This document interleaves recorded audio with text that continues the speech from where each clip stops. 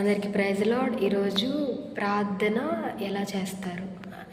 ఇక్కడ ఏంటంటే ప్రార్థనలో మొదటిగా మనం దేవుడు చేసిన కార్యాలను బట్టి దేవుడిని మనం స్తుతించే వారంగా ఉండాలి. ఇంకోటి రెండోది వచ్చేసరికి మన పాపములను బట్టి మనం ఈ రోజంతా ఏవైతే పాపములు చేస్తూ వచ్చామో మనం పాపములు ఒప్పుకునే వారంగా పశ్చాత్తాపడే వారంగా ప్రార్థించాలి.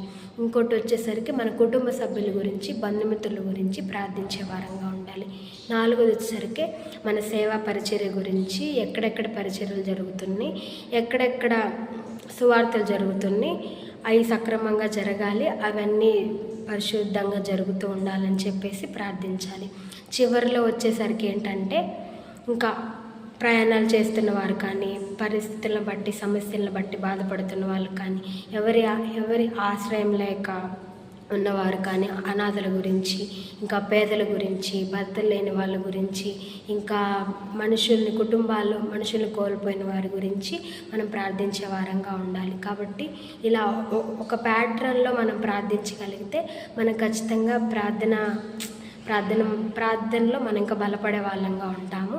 కాబట్టి మనందరం ఇలా ఈ ప్యాటర్న్లో మనం స్తుతించే వారంగా, పశ్చాత్తాపడే వారంగా, ఎదుటి వాళ్ళ గురించి ప్రార్థించే వారంగా, ఇంకా పరిచర్ల గురించి, మందిరాల గురించి ప్రార్థించే వారంగా ఉండాలి.